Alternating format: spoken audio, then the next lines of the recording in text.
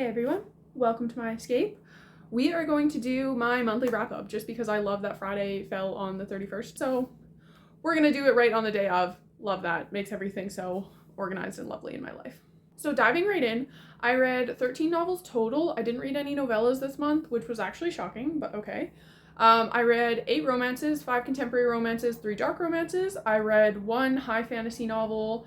I read 2 fantasy romances, and I don't include those under fantasy or romance because they're its own thing. Like 1 horror and 1 YA. So I actually have 4 genres.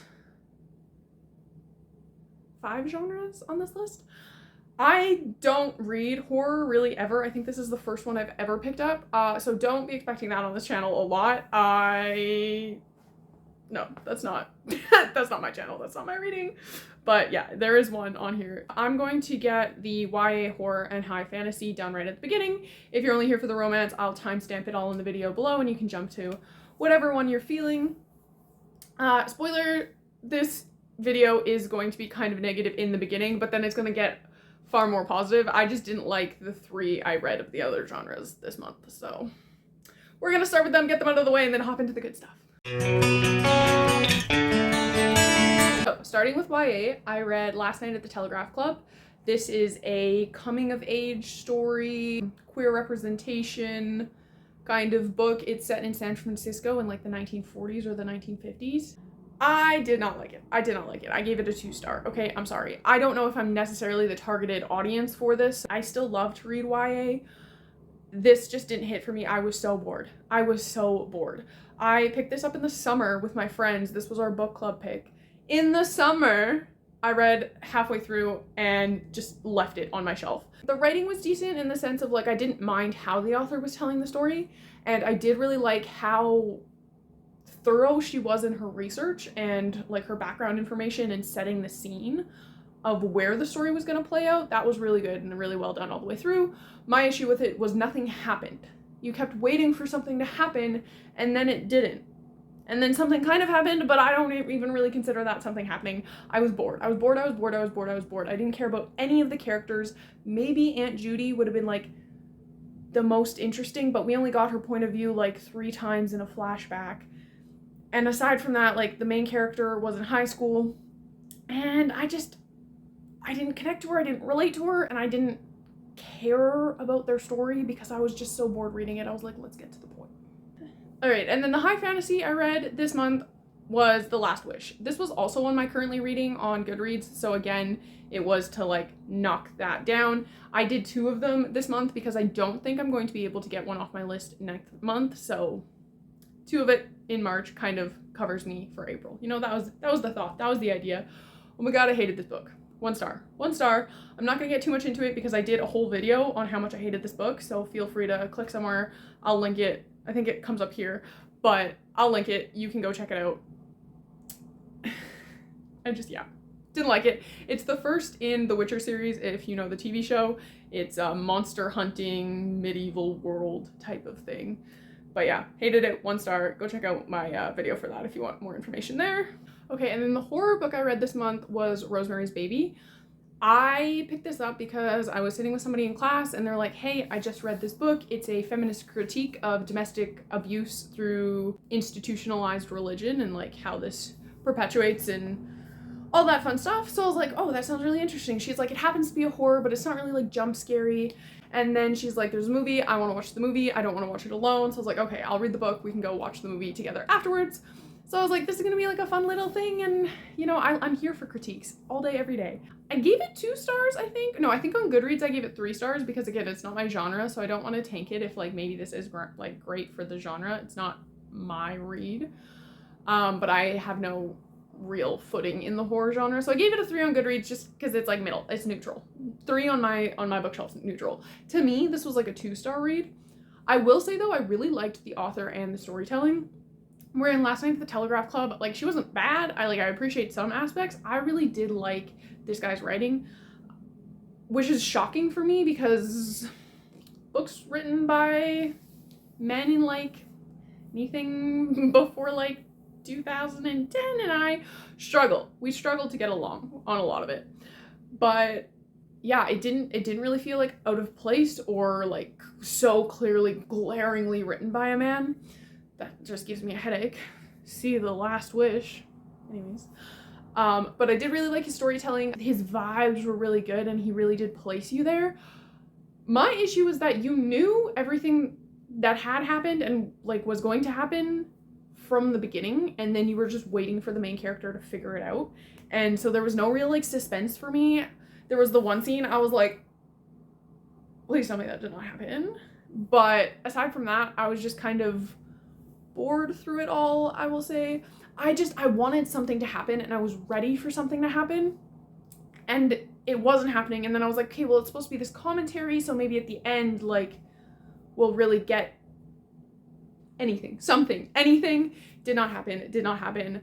I don't like how the ending was just so anticlimactic, and it was just like, okay, and the story ends here. And I was like, cool. Why did I just sit through 250 pages of this? The writing was there, the plot wasn't. Is all I pretty much got for that one. So yeah, really rough start to this video, but we're gonna get into the romances now, and I had some really good reads this month. I reread 3 books this month, so I reread all the time. I love to reread books. I know some people are like, why? You already know what happens. That's the point. I know I'm gonna like it. I know the vibes I'm gonna get from it. And I know every single thing that happens, so it's not like I'm being kept in suspense. It's not like I have anxiety. It's not like a twist is gonna take and I'm gonna be like, oh, really? I know I'm gonna like it. I know everything that's gonna happen. It's just calming.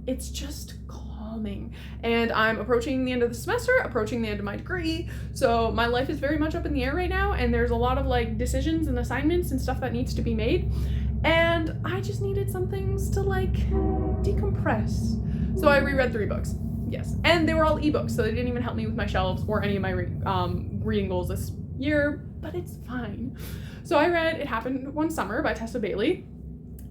It's a comfort read. I love Brendan. I love these two coming together. So It Happened One Summer follows Brendan and Piper grew up in LA and like is very much like, you're spoiled, I don't have a job, but I party and spend all this money and I have no responsibilities and nobody believes in me type of thing. And she does something and her dad's like, this is the last straw. I'm sending you to this small town and you're going to have to live there for a couple months till I don't know, forgive you. So her and her sister move to this small fisherman's town and they meet Brendan, who's like the sea captain of this fishing crew. And it's just kind of them like working out, her trying to like figure out kind of who she is and what she wants out of life, and him being like, oh, maybe I don't need full control over everything. And they're just adorable. They have some moments that are like so cute together. The hospital scene, oh, so cute. So love them, comfort read. Reread that. My next 2 rereads were Sinners Condemned and Sinners Consumed. They're the 2nd and 3rd of the Sinners Anonymous series, dark mafia romance. The 2nd and 3rd book follow the same couple, Penny and Rafe, and Penny is like, she's lucky, okay? Like that's like the undertone of the whole thing is that she's lucky. And she's fallen on some hard times and done some things, so she was basically on the run. And she's like, I can't be on the run. Like, I'm lucky. Why am I being so unlucky? I'm lucky. She's also like a grifter and a swindler and a cheat. And she basically just swindles men out of their money. And who doesn't love that? Okay, who doesn't love that? So she comes across Rafe, who's like one of the uppity ups of like the mafia in Devil's Cove, I think is like where they live. And she swindles him. And then he's obsessed with her. Except she is lucky, but to him, she is like super unlucky, and his whole like his business, his life, his everything starts to go downhill, and he starts to like hate her because of it. And she's like, I don't know what you're talking about, bro, I'm lucky. But neither one of them can refuse a challenge. So that's what like ties them together, is that they keep on testing and challenging and betting with each other, and neither one of them can turn it down.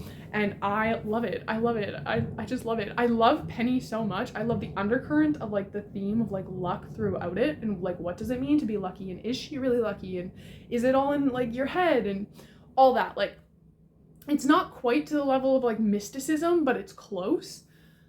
I love it. Also, in the 2nd book, I can't really get too much into it, but in the 2nd book, so there's a moment where there's like groveling that has to take place, and it is one of no, scratch that. It is the best grovel that I have ever read because of this one particular yellow moment. If you've read the book, I don't know if you'll get that, but because of the yellow, I was obsessed, and I still am. So those are my rereads. Love them all. Oh, in terms of stars, I think I initially gave It Happened One Summer 4 stars, because some of the dialogue is like a little cringy, but I don't care. And then Sinners Condemned, I think I gave it 4 stars, maybe 3 stars. I don't really love Rafe, to be honest. He's questionable, but he's also a mafia man, so that's kind of the point. And then Sinners Condemned, I gave 5 stars because I freaking loved that. So sticking with kind of dark romance, I read Able by Katie Robert. It's a Katie Robert book. What can I say? It's very spicy. Okay. This is actually the first one of the Sabine Valley series. The Sabine Valley series is essentially there's 3 ruling families or 3 ruling groups in this town. 8 years ago, they had a coup against the one family, murdered everything except the brothers got away. There are 7 brothers. They all got away. I was like, this coup did not go well. But they come back 8 years later and they challenge in this like fighting ring. They challenge all the families and then they demand bride. So then they have 7 brides for their 7 brothers. And bride doesn't mean like woman or wife. It is this like treaty between the families which basically guarantees peace for a year, because you have to give one of yours to them so you can't attack them because one of yours is living with them type of thing. So very much like forced proximity. So men, women, didn't matter. 7 people got chosen, and then something happens and an 8th gets chosen. But Abel is the oldest brother, so it starts with like his story, I guess, and friends turned enemies, turned lovers, second chance, and then like a throuple situation thrown in, and there's like a lot of like animosity as well. I didn't love it. I gave it 3 stars. It was very like mid for me. Katie Robert usually is like most of her stuff I love. Some of it I'm like, this actually was sucked. So this is the first like mid-level for me. It wasn't terrible, it just wasn't great. I wasn't that attached to any of the characters. I did like the world and the setting, but again, in her books that's not like a major component. And the spice was just kind of like, I don't know, it kind of felt like been there, done that kind of thing. But I don't think I'm the only one that was like getting that vibes, because I looked up the rest of the series and I was like, why does no one really talk about this series? Only the first 2 books are out, and she's actually put a hold. So there's supposed to be like 7 books, 1 for each brother. She put a hold on the rest of them because they're all supposed to be like throuple or polyamorous relationships. So she was like, I'm tired of writing these polyamorous relationships in this world, so I'm indefinitely putting this series on hold. So I was like, that's fair. I'll probably pick up the 2nd book at some point, but I'm not rushing into it for any reason. I really wish I could do these videos chronologically so you could see like my evolution of thinking, but I can't because by genre it just makes more sense. So the next one I read was Sugar Daddies, okay? But I read this primarily in February. I just finished it in March. But again, February was like Valentine's Day, like pink themed. It had like a pink cover, a very aggressive cover, but sorry. This was not my vibe later on in the month, so now that I'm looking back on it, I'm like, oh my god. But at the time, it was very much the vibe. So this follows a throuple. The 2 guys are together already, and they're on this sugar daddy website looking for a sugar baby because they want someone to complete their throuple. So she needs some cash, needs some money, signs up. They have one condition. And she's like, you know what? I'm kind of interested. So yeah, goes, meets them, and it's just like how their love story progresses and goes from like a payment-based relationship to an in-depth actual like emotional connection, and where the relationship evolves from there. I honestly really liked this book, despite like the cover. It made me so absolutely giddy. Like I thought this was just gonna be like a pure smut read and like a spicy fun time. I was like actually attached to these characters, and yeah, what this book did at the end was not okay. Their communication was just so good, and I am a sucker for good communication, because when I read a book, I'm like, why don't you just talk about things?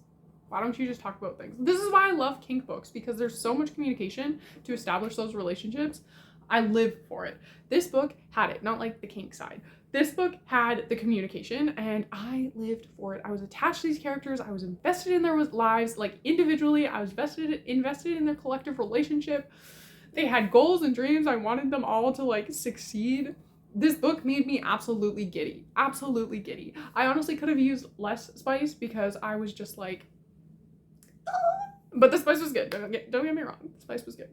I would recommend this for sure. The cover is so aggressive, but I would recommend this. I gave this one 4 stars, and it really just shocked me with what I got out of it. A book that shocked me for the other reason of I expected it to be really good, and it very much let me down, was Lovers by Fiona Cole. So last month I read Liar by Fiona Cole and loved it. It's like a 6-book series or something like that, standalone series. So I went back and I picked up another one in the series that I thought I would like because I love polyamorous relationships and like thruples and all that. Like I live for that.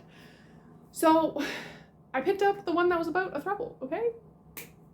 Tell me why I gave this 2 stars. I did not enjoy this at all. I didn't like any of the characters. I mean, why would you name the 2 characters Jake and Jackson? Was that really necessary? I was like confused half the time when I was like, wait, who's talking? Which one's which? Like, don't start them both with like that. No, please don't. Jake and Karina, they work together, they grew up together. They're getting ready to take over like their father's joint company and run it as this like power duo. They're engaged. That's all set up. And then Jackson works at Voyeur, which is like the club that runs through the whole series. And it's like a sex club. It's not a sex club, but it's a sex club. Okay? I don't care what Daniel says. It's a sex club. You go and you watch people have sex. So he works there and he strolls in to this company because they're a marketing company, and he's like, hey, you gotta like work with me to remake the club. And lo and behold, Jake and Jackson have a past. They went to university together, they were like best friends, then they had like a little bit of a spicy night, and Jake was like, whoa, I'm not gay, so I'm just gonna ghost you and never talk to you again. Cut off the whole friendship because we can't communicate.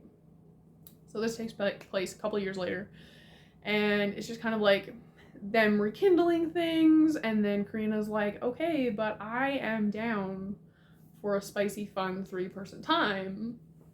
And then the guys were like, well, if you insist. Right? The premise sounds fun. They all treated each other like garbage. Like absolute garbage. Also, Jake, hate him. Had 0 redeeming features. 0.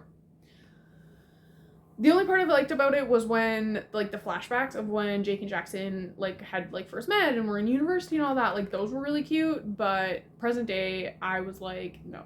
Literally, no, don't like it. Don't like it. So, yeah, gave that one 2 stars. That was a big letdown for me. Another 2-star read for me with a male main character that drove me up the wall was Flawless. So, Flawless is the first book of a standalone series that's, like, small town cowboy romance type of thing. I read the second one in the series last year. I started with Heartless. It was like kind of like mid for me. Didn't really love it, didn't hate it. But the 3rd book of the series just came out, which was like Powerless, and I was like, oh, I never went back and read the 1st book. And I was kind of feeling like a cutesy little romance. So I was like, small town romance, sure, we'll go for this. No. So Rhett and Summer are the 2 characters. Rhett is like this professional bull rider, and he says something that sets the media off. So his media representation sends Summer to basically babysit him for the summer to make sure he doesn't do anything else that will mess with his reputation.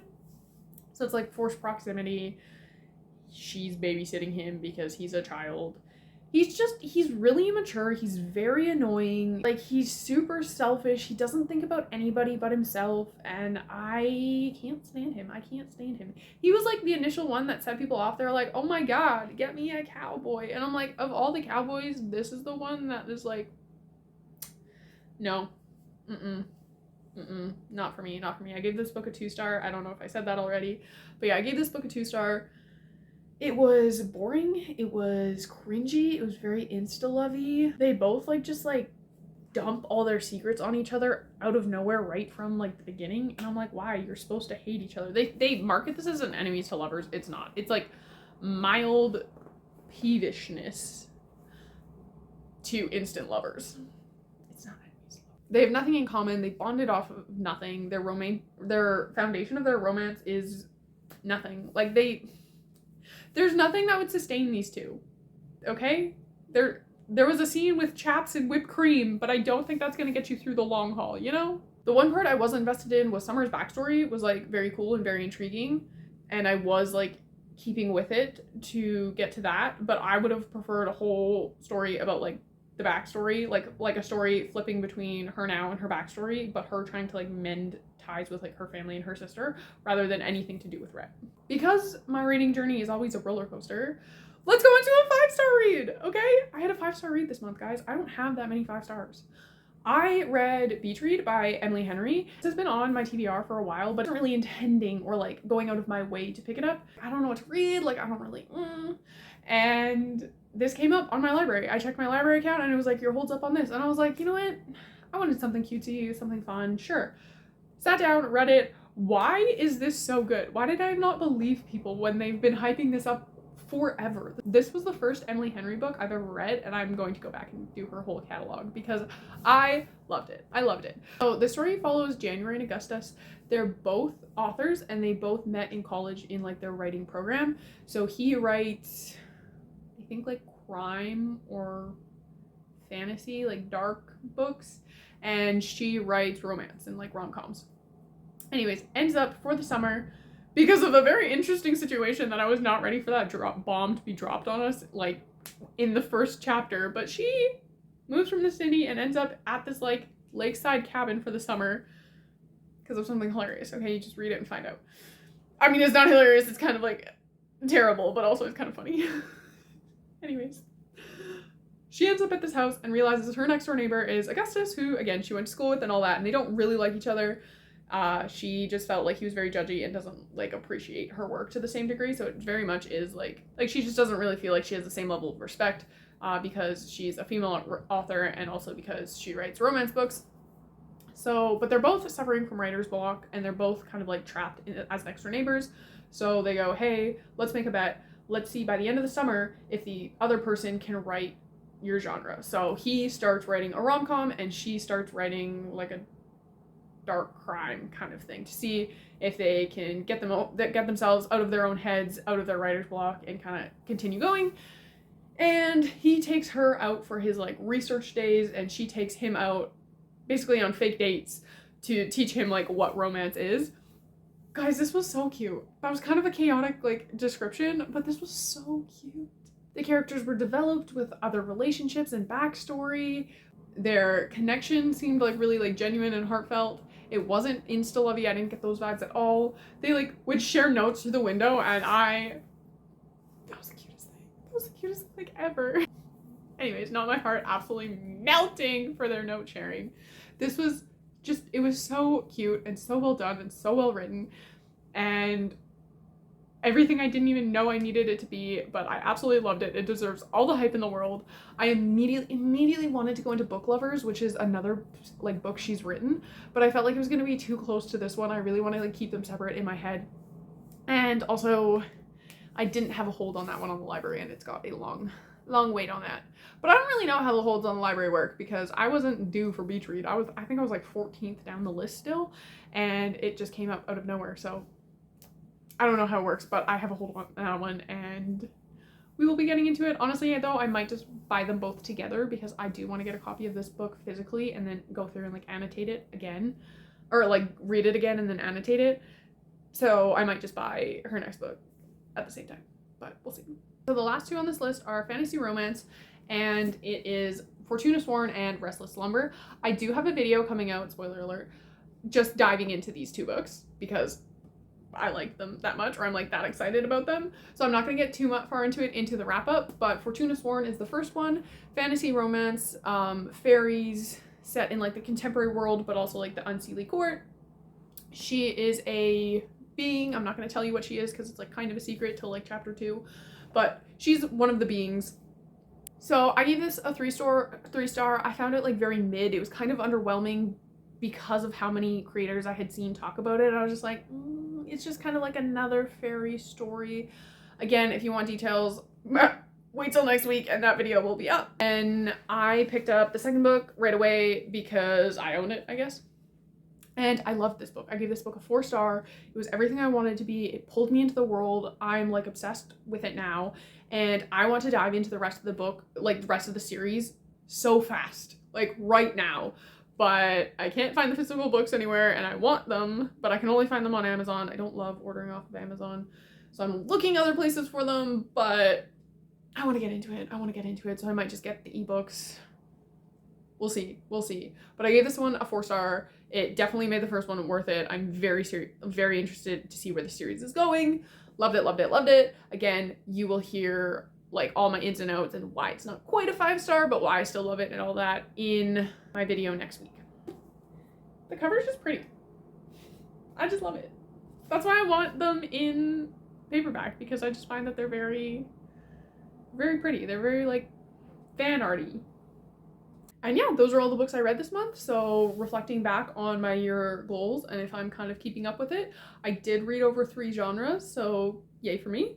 I did take 2 actually off my currently reading list on Goodreads, but one of them is gonna like count for next month. So solid. And then I read 4 physical books out of 13, which isn't great. Especially for someone trying to like knock down their physical shelves. I tried some others, like I am like between 50 and 100 pages into something like 7 books, but they weren't bringing me in, and I think it very much has to do with the time of year. But yeah, 4 out of 13 physical books, not a great number. Didn't really succeed on that goal. So that concludes my March wrap up. Comment below if you've read any of these books and what your thoughts are on them. I will have my Fortuna Sworn first 2 books of the series video up next week, and I will link my Last Wish video as well if you guys want to go check out those books. That's all I have for you right now though, so don't forget to like and subscribe. I post videos every Friday, so I'll see you guys next week. Bye!